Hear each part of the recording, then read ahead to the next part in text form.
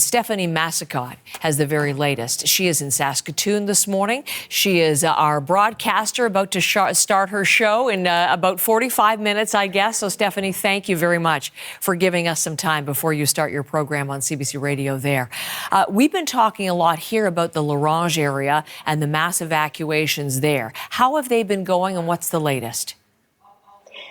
Heather, it's very hard to tell. I mean, we're getting information as it's kind of coming through, but as you heard from Premier Mo, it is fast changing with the weather and the winds. So we're trying to keep up with it all. But yes, La Ronge, Air Ronge, the Lac La Ronge Reserve, basically everywhere within a 20-kilometer radius were ordered to evacuate on Monday. Some went to Prince Albert. Our city has a lot of evacuees here as well. It's called the PCU fire.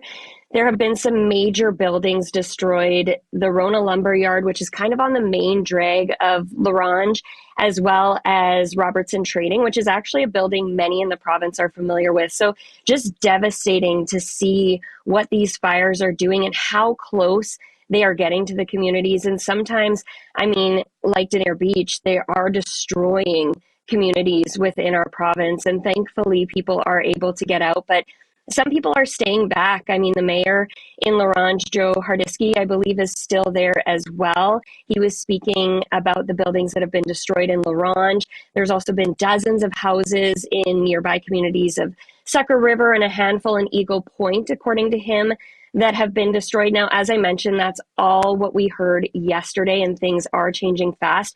We are expecting to hear from the mayor on our show later this morning, so I will be able to hopefully get an update directly from him. But we were able to speak to several evacuees and just hear about the harrowing experience of trying to flee these fires. It was just chaos. Like the whole town of La Ronge was freaking out to get gas, and everyone was lining up. There's probably like 20 vehicles lined up for gas in every gas station. And one of the gas stations was closed because they were sold out of gas.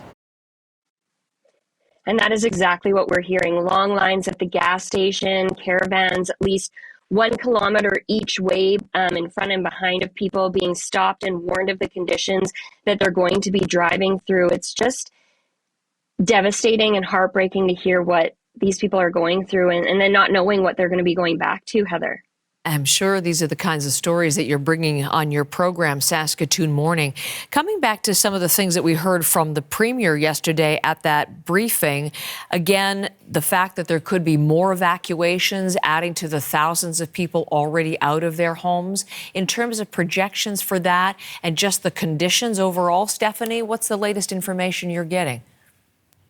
Again, it's hard to say. It is dry, it is windy, we're not getting much rain. And if I look at the forecast for the week, La Ronge could possibly get some rain on Saturday, but again, that's ever changing. We spoke with a scientist at Environment and Climate Change Canada, Christy Kleimenhagen, and she said precipitation is the hardest to predict because you could get a little bit of rain and it doesn't help much, or you get this massive rain and all of the fires go out. So it's just really hard to tell at this point, but from what we can see in the short and long-term forecast, it's dry, it is windy, and it is not helping those on the ground fighting these fires.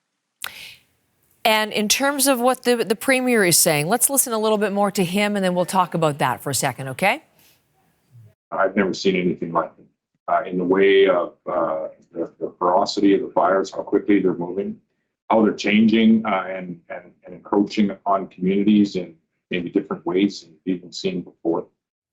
Okay, well, we were talking about that, so we've already sort of discussed what the Premier said, but it was kind of striking how he characterized it as someone who's lived there all his life, never seen anything like this.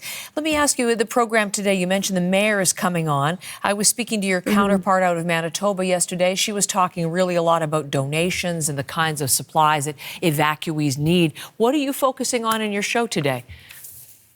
Yes, there are a lot of places here in Saskatoon that are accepting donations. And we spoke with MP Buckley Boulanger. He is the only Liberal MP in our province, obviously representing the North, a massive riding of Desnethé, Missinippi, Churchill River. We spoke with him yesterday. We're going to be airing that interview today, but he said that the federal government is going to be matching monetary donations with the Red Cross. So that is a huge, huge announcement as well that we heard from him. And we're also just talking to him about the premier. Has he asked for federal help? What is the federal government doing right now? And what can they do before the premier officially asks for help? So it's interesting to kind of learn as we go what different levels of government are responsible for and when they can step in.